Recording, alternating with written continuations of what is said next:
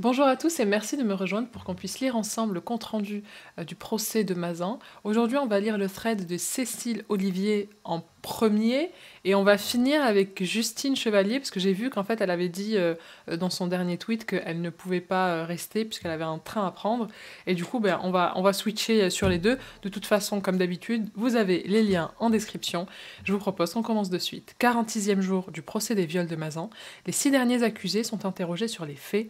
Dominique Pellicot de retour dans le box après une intervention médicale hier. On commence avec une expertise psychiatrique sur l'accusé Charlie A.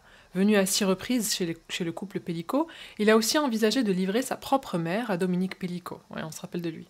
Charlie A ne présente pas de troubles psychiatriques caractérisés selon l'expert. Il présente une symptomatologie anxieuse, immaturité et faible estime de soi. Au niveau de la sexualité, il n'y a pas assez d'éléments pour dire qu'il a des troubles paraphiliques, il a quelques fantasmes BDSM et échangisme, consommation de pornographie importante, plus isolement social, timidité excessive, qui ont pu favoriser la participation à une infraction. Les premiers viols se sont produits pendant la période des fêtes de fin d'année, période compliquée pour lui car famille dysfonctionnelle, la dépression et la consommation de stupéfiants ont pu favoriser un passage à l'acte. Charlie A présentait-il une dangerosité ? Des éléments à risque selon l'expert, son immaturité et manque de confiance en soi, exposition précoce à la pornographie, entrée très précoce à la sexualité à l'âge de 13 ans, pornographie dès l'âge de 15 ans, et un glissement vers un fétichisme à l'âge adulte. Sur le plan criminologique, le pronostic est favorable en l'absence d'antécédents criminels. Mais la fréquentation du milieu carcéral et la reprise du cannabis, et le fait qu'il ait une faible estime de lui sont des facteurs de risque. La consommation à haute dose de pornographie, dès le plus jeune âge, participe à brouiller la notion de consentement et à dévaloriser l'image de la femme, selon l'expert. Le président demande « Charlie A est très jeune lors des premiers faits, il avait 22 ans. Cela a-t-il pu jouer ? Il était clairement immature. Il s'était enfermé dans des comportements autistiques, de la timidité excessive, le fait de se réfugier aussi sur les écrans. Les périodes des fêtes ont pu provoquer un effondrement thymique. Au vu de son histoire familiale compliquée, il rencontre Pellicot sur le site Coco en période de vulnérabilité. Ça l'a conduit au passage à l'acte. Maître Babonneau demande « Pour Madame Pellicot, il y a toujours eu une incompréhension totale de ce qui a pu amener un homme aussi jeune à violer une femme de son âge. Vous évoquez le script normatif véhiculé par le porno. Je vais avoir des propos compliqués. Il n'y a pas de mineurs dans la salle. Oula. L'expert, on considère qu'un enfant sur deux qui entre au collège a déjà consommé de la pornographie, donc 10-11 ans. Putain, c'est fou. 20 à 30% des consommateurs de porno sont mineurs. L'entrée dans la sexualité est dysfonctionnelle. Le scénario le plus courant est le plombier qui intervient au domicile chez une MILF. Pardon. Mother, I would like to fuck. Vous savez que j'apprends ce que ça veut dire MILF à l'instant. Je savais pas que MILF, ça voulait dire Mother, I would like to fuck. Ok. En fait, je m'étais jamais posé la question, mais ok, bon, si vous n'aviez pas l'info, vous l'avez maintenant. Tout ça est très très standardisé. On propose à ces jeunes une norme qui s'impose avec une position. En tout cas, ça pose en tout cas certes, oui, c'est un constat. La pornographie est regardée de plus en plus jeune, mais c'est très problématique. Ça veut pas dire qu'on ne doit pas normaliser ça.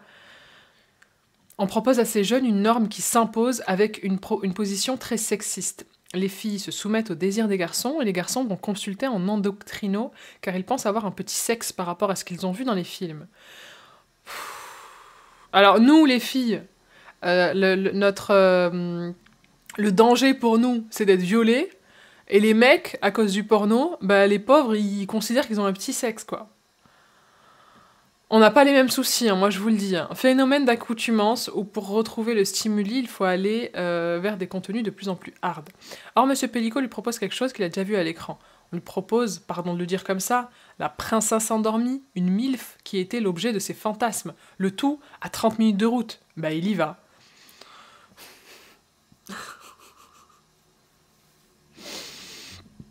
Je suis assez inquiet de la manière d'entrer dans la sexualité pour les jeunes adultes d'aujourd'hui. Je me retrouve face à des jeunes qui n'ont pas intégré la notion de consentement parce qu'ils pensent pouvoir reproduire ce script, et il y a des jeunes filles qui l'ont intégré. On n'est pas responsable de ses fantasmes, mais on est responsable de ses actes, dit l'expert Mathieu Lacambre. Maître Babonneau, vous n'utilisez pas dans votre rapport les termes d'abuseur sexuel. C'est une mauvaise traduction de l'anglais « sexual abuse », ça veut dire tout et n'importe quoi. La notion de prédation est pour moi très précise. Le prédateur utilise une séquence pour accéder à sa proie. C'est le carnivore qui dévore. Or, Charlie A ne chasse pas. Quelqu'un qui commet un viol n'est pas forcément un prédateur, dit Mathieu Lacambre. Okay. Donc un violeur, c'est quelqu'un qui commet un viol. Et ces accusés ont commis un viol. Seront-ils des violeurs pour l'éternité ? C'est tout l'enjeu ici, dit l'expert psychiatre. Maître Zavaro, avocate de Dominique Pellicot, vous avez parlé de contrat pervers. Ce contrat aurait-il pu intervenir avec n'importe qui ou autre que Monsieur Pellicot ? Tous les êtres humains possèdent un îlot de perversité qui peut entrer en résonance, n'importe qui peut utiliser cet îlot. Après, en fonction de sa personnalité, on peut passer du statut d'amateur à professionnel de la perversion. Vous êtes le premier à venir stigmatiser le genre masculin en risque psychiatrique. Les hommes passent plus facilement à l'acte physiquement, dit l'expert. Ajoutez à cela la composante sexiste, le cumul des deux renvoie à la question du genre. D'ailleurs, je ne sais pas si vous avez remarqué, mais il n'y a que des accusés de sexe masculin dans ce procès, ajoute Mathieu Lacambre. Charlie A va maintenant être interrogé sur les faits. Charlie est allé dans la maison à Mazan à 6 reprises, entre 2016 et 2020. Il ne reconnaît pas les faits de viol sur Gisèle Pellicot. La prise de contact se fait sur Coco. Pellicot lui envoie un message en privé. Il me dit que sa femme sera endormie, qu'elle fera semblant de dormir. Il ne parle pas de filmer la scène. Les conditions qu'il lui avait dit, c'était pas de tabac, pas de parfum. On ne parle pas de se protéger sur le plan sanitaire. J'ai eu le sentiment de converser avec le couple. Via Monsieur Pellicot, il me disait toujours qu'elle était d'accord, qu'il n'y avait pas de souci. Le premier rendez-vous, je me gare sur le parking du stade de Mazan, je lui envoie un SMS. Il m'attend à l'extérieur, et il me dit de me déshabiller dans le salon, de mettre les mains sur le radiateur, je suis tout nu. Dans le noir, je le suis.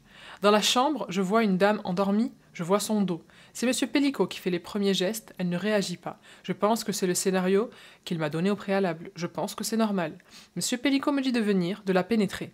Madame Pellicot bouge un peu, mais elle bouge de façon engagée, comme quelqu'un qui a du désir, demande le président. Je ne sais pas. Le président lit les procès-verbaux des vidéos de viol concernant Charlie A. Il y a 47 vidéos. Quoi ? Il y a 47 vidéos ? Viol multiple où Dominique Pellicot donne des instructions à Charlie. Défonce-lui le cul à cette salope. Au milieu de toutes ces vidéos, on retrouve une sur un rapport consenti entre Dominique Pellicot et sa femme, intitulée Pipe et baise. Gisèle Pellicot s'agace et s'inquiète de voir la scène qui est filmée. Elle lui demande s'il compte la montrer à quelqu'un. Elle lui demande de l'effacer. Ah ouais, merde. Sur certaines vidéos, on entend Charlie A et Dominique Pellicot évoquer le projet de violer la mère du jeune homme. Ah, donc c'est pas que par SMS. Extrait. Dominique Pellicot. Et ta mère, on la baisse quand ? Charlie. Pas ce week-end. Dominique Pellicot. Tu peux me tenir au courant ? Les échanges lors d'une scène de viol filmée. Baiser ta mère comme ça ? Ouais. T'aimerais ? Charlie hoche la tête en souriant. Mais pas possible ce week-end, il y a mon petit frère. Dominique. Tu me donnes l'adresse ? Il donne l'adresse. Waouh, putain, c'est tellement glauque. Avez-vous pu recueillir le consentement de Madame Pellicot ? A-t-elle pu vous choisir comme partenaire sexuel ? Non, mais quand j'ai discuté avec monsieur, il m'a dit qu'elle était d'accord. Mais Madame Pellicot a-t-elle pu exprimer un consentement ? Je m'en souviens plus. A-t-il pu s'exprimer une seule fois ? Je ne m'en souviens plus. Vous ne vous êtes jamais posé la question ? Monsieur m'avait dit qu'elle était consentante, qu'il n'y avait pas de problème. Monsieur Pellicot me demande si je vais faire ça sur quelqu'un que je connais. J'ai dit ma mère comme ça. Il prend les choses au sérieux ? Oui. Il vous remet des produits ? Oui, des comprimés. Oh, il a donné des produits pour droguer sa mère. Dès que je sors de chez lui, j'ai repris ma voiture et sur le chemin du retour, j'ai jeté les comprimés par la fenêtre. Par la suite, Dominique Pellicot le recontacte régulièrement. Soi-disant, sa femme avait bien aimé. Comment ça, soi-disant ? Frérot, t'es revenu 6 fois. Franchement, elle tient pas la route, son histoire. Sur ces 5 années, vous avez pu voir le point avec vous-même. Vous avez pu faire le point avec vous-même. Vous vous êtes pas dit que vous vous faisiez embarquer dans quelque chose qui vous dépassait. J'arrivais pas à dire non. Il était rassurant et directif. Hier, un expert psychiatre a parlé de la suggestibilité de Charlie face à une figure dominante plus âgée et expérimentée. Une assesseuse l'interroge sur les nombreux matériels sexuels retrouvés dans sa chambre en perquisition, ainsi que des collants et une culotte noire en dentelle appartenant à sa mère. Son histoire à Charlie, I'm sorry to tell you. À mon avis, il a fait des trucs sales avec sa daronne. C'est sûr et certain. Je me cherchais, dit Charlie. Ouais, j'ai jamais reniflé les calbars de mon daron, hein, je te le dis. Franchement, c'est pas comme ça que je me cherche. Je me suis cherché et que je me suis trouvé, je vous le dis. Elle est complètement barge. Je suis désolée, Charlie, mais tu vas t'asseoir là-bas. Une assesseure lui lit les déclarations au cours de l'instruction où Charlie a déclaré qu'il se rendait. Il se rendait dès la deuxième fois que. Il s'est rendu compte dès la deuxième fois que Gisèle Pellico était droguée, et ce n'est pas ce qu'il dit aujourd'hui à l'audience. Au milieu des questions de l'assesseur, on apprend donc que, le 10 juin 2020, 3 hommes sont venus violer Gisèle Pellico dans la maison à Mazan. Une assesseure l'interroge sur sa consommation de films pornographiques. Aviez-vous l'impression d'être dans un film porno quand vous alliez chez Monsieur Pellico? L'accusé secoue la tête. Elle redemande « Pourquoi vous n'avez pas bloqué le numéro de Monsieur Pellico? J'y ai pas pensé. »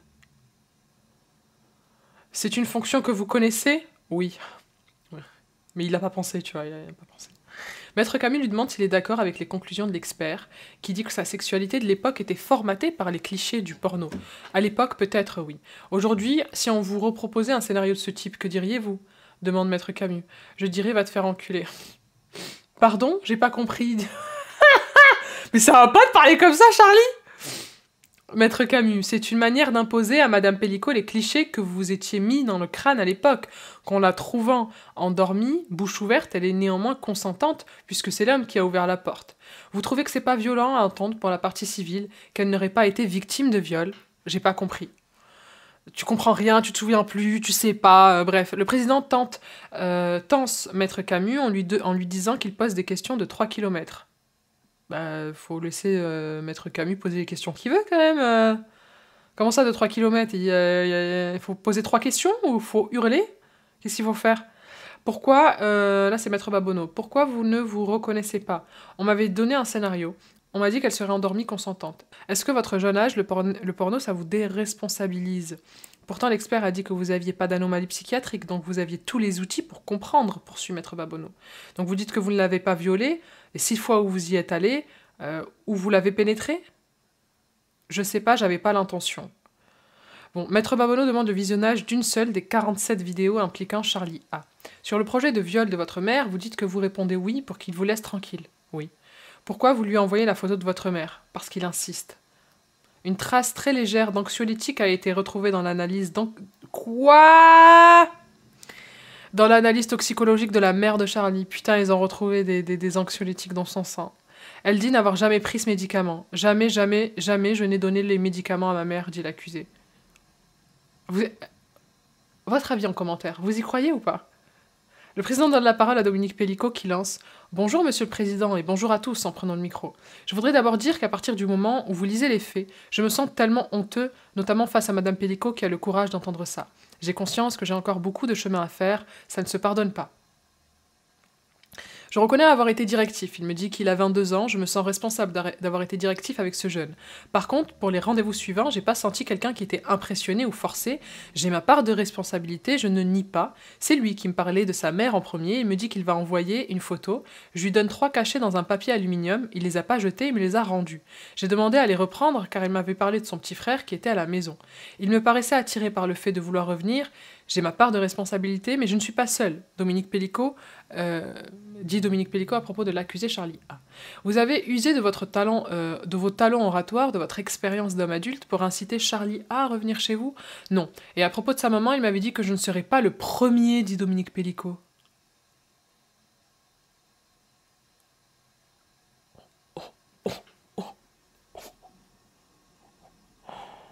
Oh my god. Oh putain, la pauvre maman. Enfin... Je pense qu'il était tout à fait conscient de la situation, il aurait pu dire non, mais il m'a dit oui, et il est venu. Après sa garde à vue, Dominique Pellico appelle 5 hommes. Oui, c'est vrai qu'il n'a pas appelé beaucoup d'hommes après sa garde à vue, qui sont venus à Mazan pour les prévenir qu'ils vont avoir des problèmes, et parmi eux, il y avait Charlie A. Pourquoi lui? Je sais pas. Peut-être parce qu'il faisait partie des privilégiés. Bah, il est revenu 6 fois, ça crée des liens. Diffusion de 2 vidéos, pipe guidée et bien remplie. Ce sont les titres des vidéos. La victime est inanimée, inconsciente, bouche ouverte. Dominique Pellico et Charlie A la violent en même temps. Les 2 accusés baissent la tête et se cachent les yeux dans le box vitré. Nous nous demandons Nous vous demandons de reconnaître, ça c'est Maître Babono qui parle, nous vous demandons de reconnaître que vous avez violé Madame Pellico sur ces 2 vidéos. Est-ce que vous pouvez prendre cette main que nous vous tendons? Je reconnais l'acte, mais pas l'intention, dit Charlie. Maître Babono, je vous repose une dernière fois la question, avez-vous violé Madame Pellico? J'en avais pas l'intention. Maître Babono interroge Dominique, ça fait mal, hein. Dominico, ça y est, je sais plus parler, interroge Dominique Pellico sur la vidéo sur la date de la vidéo. Le 7 décembre 2018, elle correspond à quoi? C'était l'anniversaire de ma femme. Ah mais putain, quel cadeau. Quel cadeau, putain. Ça me fait...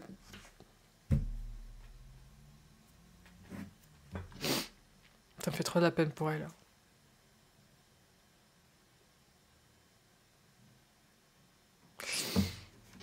Madame Pellico n'avait jamais de répit, même le soir de son anniversaire. Y avait-il un seul moment dans l'année où vous vous disiez « ce soir, je la laisse tranquille ». Il n'y en a eu malheureusement pas assez. L'avocat général demande à Charlie A. Ce que je vois sur cette vidéo, c'est 2 hommes qui s'affairent sur un objet qui est Madame Pellico. Maître Zavaro, vous dites que si Monsieur Pellico ne vous avait pas rappelé, vous n'y seriez pas retourné à son domicile. Oui. Donc vous avez suffisamment de caractère pour stopper le projet de viol sur votre maman, mais pas pour arrêter d'aller chez Monsieur Pellico. L'avocat de Charlie A, Maître Huguenin Virchaud, sur 5 ans, Dominique Pellico vous envoie 219 messages. C'est toujours lui qui prend contact avec vous. À un moment, vous arrêtez de répondre, vous avez parlé de déclic. Oui, quand il m'a demandé de faire pareil avec ma mère. Est-ce que vous avez les cachets dans la main, vous réalisez qu'en fait, il n'y a pas de consentement? Oui. Monsieur A. Vous l'aimez, votre maman? Oui. Je sais que ça a été compliqué, votre enfance, elle a fait ce qu'elle a pu, mais au fond de vous, votre maman, est-ce que vous auriez pu lui faire du mal? Non. L'audience est suspendue et reprendra à 14h30. L'audience reprend avec l'interrogateur de Nizar H. Il a pris contact avec Dominique Pellico sur Coco pour fêter son enterrement de vie de garçon. Il conteste les faits de viol. Sur les vidéos, on entend les 2 hommes échanger à propos de la victime. Nizar. Elle ne se réveille pas? Dominique. Pellico. Elle bougera un peu, mais elle ne se réveillera pas. Il ajoute « Si elle se réveille, je balance ça, la couette, et tu sors ». Nizar a prétendu en GAV avoir été drogué par Pellico. Sur le procès-verbal lu par le président, un policier marque qu'il n'a pas l'air apathique sur les vidéos, qu'il se montre volubile et présent dans la chambre de Pellico. Contact pris sur Coco. Rendez-vous pris le jour même. Il m'a dit qu'il avait 51 ans et sa femme 38 ans. Il m'a dit « Viens violer ma femme ». Il m'a jamais dit « Viens violer ma femme ». Vous prenez rendez-vous tout de suite. Vous n'aviez pas peur de tomber dans un traquenard, dans quelque chose de scabreux, de louche? Quand vous le voyez la première fois, c'est quelqu'un de confiance. Vous n'aviez pas pris de précautions sur le plan sanitaire? Non, mais je suis quelqu'un qui se protège beaucoup. Sauf une fois avec une femme, il y en a une, elle m'a fait un enfant dans le dos. Bah t'avais qu'à te protéger, t'as rien fait dans le dos. Idiot. J'étais son robot ce soir-là. C'était le patron, il me commandait. Fais ci, fais ça, va à droite, à gauche. Nizar se dit toujours convaincu d'avoir été drogué par Dominique Pellico ce soir-là. Dans la chambre, la télé est allumée.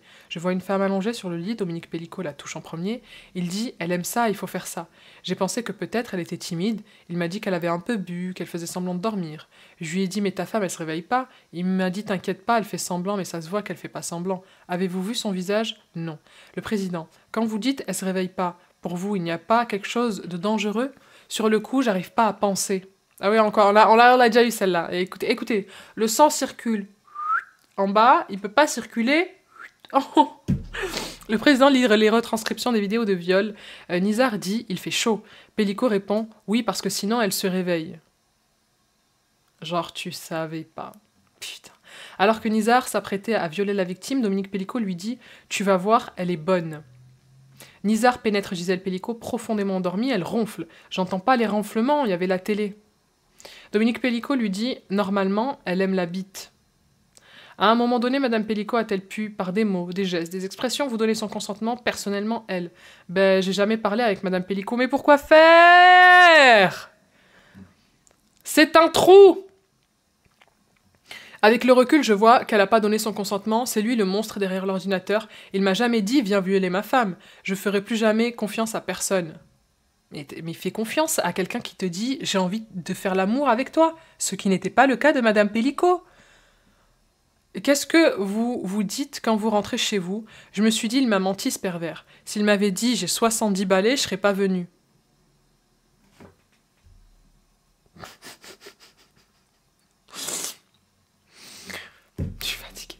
c'est le dernier jour de la semaine, on a bientôt fini. On s'accroche, les amis, on s'accroche. Et quand vous voyez une femme qui a l'âge de votre grand-mère, pourquoi vous partez pas? Bah, j'étais chez lui, je pouvais rien faire. Bah si, tu peux partir, en fait, du coup. Pour plus être chez lui, tu vois, par exemple. Est-ce qu'il a repris contact après avec Pellico? Ma femme, à l'arrivée le 16 octobre, 6 jours plus tard, plus de téléphone, plus internet, plus rien. J'avais une femme à la maison, j'allais plus sur le site Coco. Ok. Maître Babonneau, vous allez chez Monsieur Pellico pour enterrer votre vie de garçon. En quoi vous enterrez votre vie de garçon en allant chez une femme que vous connaissez pas, qui a l'âge de votre grand-mère? J'ai déjà répondu hier à cette question, je ne vous répondrai pas. Maître Babonneau, en GAV, vous avez reconnu le viol. Pourquoi aujourd'hui vous ne le reconnaissez plus? J'ai jamais violé personne, a jamais porté plainte contre moi. Pourquoi je serais allé violer une dame de 70 ans alors que j'allais me marier? Mais alors... Et alors? Pourquoi Dominique Pellico aurait violé sa femme alors qu'il était marié avec elle? J'ai jamais mis un viol dans ma vie. Hein? Maître Babonneau demande la diffusion d'une des vidéos, afin de comprendre si vraiment l'accusé ne voyait pas le visage de la victime et s'il pouvait penser qu'elle allait se réveiller. L'avocat général demande pourquoi sur l'une des vidéos la victime bouge et il se retire précipitamment. Je sais pas. Ah, vous savez plus grand chose, hein, dis donc. Face aux faits, vous en savez rien. Vous avez pas une petite idée? C'est pas parce que vous avez peur qu'elle se réveille? Dit l'avocat général. Madame Pellico avait du papier toilette sur les yeux. À votre avis, pourquoi? Oh, c'est dégoût, putain. J'ai hâte que ça se termine. Il faut demander à Monsieur Pellico, c'est lui qui a mis le papier. Et vous vous demandez pas pourquoi? J'ai pas pensé. Mais vous pensiez à quoi ce soir-là? Que je voulais partir? Diffusion des vidéos de viol de Gisèle Pellico. Mais on va voir si elle avait envie de partir. La victime est inanimée. Les bras en croix, du papier toilette sur les yeux et elle ronfle. Mais... Les lampes de chevet sont allumées et la télévision aussi. Maître Babonneau, vous aviez vu le papier toilette sur ses yeux? Non. Et vous pensiez vraiment qu'elle allait se réveiller? J'ai jamais couché avec Madame Pellico, mais je suis au courant de rien. Donc vous n'avez pas violé Madame Pellico? J'ai jamais violé Madame Pellico. Je pense voir un couple libertin, je me suis retrouvée dans un enfer criminel. Nizar maintient avoir été drogué. Je dois suspendre ce tweet car j'ai un train à prendre. Donc là, on va rebasculer sur Justine. Comme pour chaque accusé qui nie les faits, les avocats de Gisèle Pellico demandent la diffusion des vidéos. 3 vidéos viennent d'être diffusées. On y voit la femme inerte, les bras ballants, la bouche ouverte. Nizar lui impose plusieurs actes sexuels choquants. À la suite de cette diffusion, un nouvel échange tendu entre Maître Babonneau et l'accusé a eu lieu. Oui, j'étais là ce soir-là. Oui, j'ai une relation sexuelle. Et non, je n'ai pas violé. Et je n'ai pas l'intention de la violer. Ce n'est pas du tout un viol. Non mais attendez, depuis quand l'appareil photo il est comme ça? Depuis quand il a bougé comme ça? Mais même lui il veut plus rien voir, mais qu'est-ce qui se passe? Mais qu'est-ce qui s'est passé? Mon matos se barre, mon matos veut se casser tout comme moi. Je sais pas depuis quand vous étiez en vue panoramique, mais en tout cas, bon, vous avez pu voir... mais rien, il n'y a rien à voir en plus. Ah, c'est la catastrophe. Pardon, on reprend. Désolé pour le matériel qui se barre en couille. L'avocat fait une observation.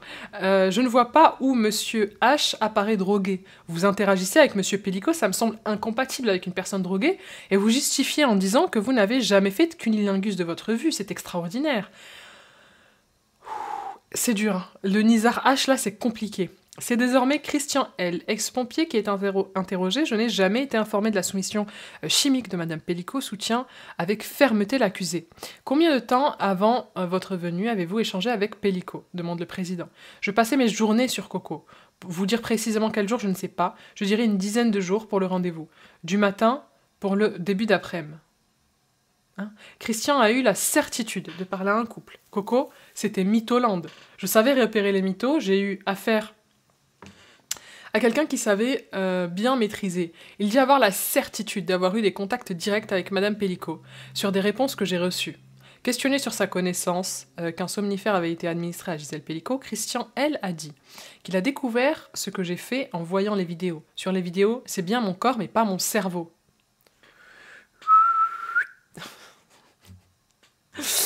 Il est difficile pour moi de passer pour un demeuré et de nier ce qui est visible sur les vidéos. Ça fait 45 mois que je n'ai fait que réfléchir à ça. Christian L. dit que Pellico lui a dit que sa femme avait pris un léger somnifère pour se désinhiber. Ça ne peut pas être moi avec mes valeurs. J'ai de gros doutes sur mon libre arbitre au moment du passage à l'acte, insiste Christian, qui dit ne plus se souvenir des faits, et assurant avoir été drogué lui aussi. J'ai certainement bu un café, le zolpidem c'est pour les invités, explique Christian. Alors que Pellico s'est fait prescrire le somnifère, j'ai un blackout à partir du moment où je tombe du lit, je ne me souviens plus de rien. Des vidéos des actes sexuels commis par Christian L. sur Gisèle Pellico viennent d'être diffusées. L'homme n'apparaît pas drogué. Maître Babonneau l'interroge sur ses déclarations en garde à vue, où il parlait d'un homme et disait, en disant droguer sa femme pour la faire violer par des inconnus sur des aires d'autoroute. Déclaration sous le pseudo à son insu, assure-t-il. Moi, il me contacte avec un pseudo de couple. L'avocat lit d'autres déclarations de Christian L. en garde à vue. Je vous confirme que j'ai à nouveau violé Madame Pellico. Je me suis retirée quand la femme a bougé, que son mari a remis la couette sur elle, pour certainement qu'elle ne se rende pas compte de ma présence. J'ai vérifié que c'était bien votre audition quand je vous ai entendu parler tout à l'heure, s'étonne l'avocat. Ah ouais, ça, c'est ce qu'il a dit pendant l'audition, ok. Le premier jour, j'essaye de dire au max ce dont je me souviens. Le deuxième jour, je voulais sortir sous la pression, vous dites ce qu'on veut vous faire dire. Puis, face à Maître Babonneau, Christian L. s'agace. Matériellement, oui, j'ai commis un viol, mais c'est mon corps, pas mon cerveau. Ça là, on nous l'avait pas faite. On nous avait pas encore... Quoique, on nous a dit, on dissocie à ce moment-là, parce que le zboubinou, il est irrigué par le sang.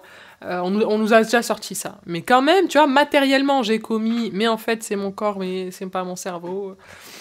C'est pas mes valeurs qui ont violé cette femme. Bien évidemment que non, ça va pas être tes valeurs qui l'ont violée. C'est toi, c'est ton côté pervers. Vous pensez que la proposition vient chez moi, violer ma femme que j'ai droguée, je te filme, je suis assez con pour l'accepter? Oui. Oui. Dominique Pellico dit se souvenir de son sourire, de son attitude. J'assume ce que j'ai fait, pour le reste, la justice verra. Questionné par une assesseure, Christian L. dit avoir un sentiment de culpabilité, un sentiment de honte. Ce n'est pas normal de lui avoir fait ça. Celui qui assure la sécurité, qui dit qu'il a le droit de faire, c'est l'homme derrière le clavier. Vous pensez que votre vision du libertinage est en accord avec ce qu'on peut attendre d'un rapport sexuel dans le cadre du consentement? Vous en voyez beaucoup des libertins dans les tribunaux? Non. Ça marche bien, sauf quand vous tombez sur un pervers, manipulateur, et qui vous drogue. Okay. Christian L. est aussi jugé pour détention d'images pédopornographiques. On commence à avoir l'habitude. C'est pas le premier, j'espère que c'est le dernier. Putain! Oh, on n'en peut plus, c'est pas vrai. Qui, selon lui ont été envoyés sans qu'il en demande. S'il les a enregistrés sur son ordinateur, c'est pour protéger les gens ou chasser les mythos. Christian, personne ne te croit. Sur l'une des photos qu'on lui a envoyées, Christian L. dit avoir reconnu une habitante de sa commune. Il faut rentrer dans leur jeu pour virer les pédophiles des sites de chat. Alors du coup, tu as des preuves que par la suite, tu as fait ce qu'il fallait pour cette voisine de ta commune. L'audience est terminée, elle reprendra lundi avec l'interrogatoire des 4 derniers accusés. Ok, donc le groupe d'accusés, on le revoit pour notre plus grand plaisir la semaine prochaine. Donc restez branchés. C'était horrible. C'était horrible. C'était horrible. Le week-end va me faire un plus grand bien. Là, au moment où je vous parle, on est le 15 novembre, on est vendredi. Je vous propose d'arrêter cette vidéo de suite. Voilà, parce que je suis fatiguée. Vraiment, ils m'ont fatiguée. En fait, le pire, c'est pas l'enquête de personnalité. Le pire, c'est pas... c'est eux, quand ils s'expriment à la barre et qu'ils parlent des faits. Voilà, c'est là le pire. Donc là, on y est. Donc la semaine prochaine, là, reposez-vous ce week-end. Enfin, je sais pas quand est-ce que vous allez voir cette vidéo, peut-être dimanche ou lundi. Donc bon, vous seriez déjà reposé, parce que la semaine prochaine, ça va être les 4 derniers accusés qui vont passer aussi à la barre et qui vont être interrogés sur les faits. Voilà, je vous souhaite une bonne nuit, une bonne journée, un bon week-end, peu importe quand est-ce que vous verrez cette vidéo. À très vite.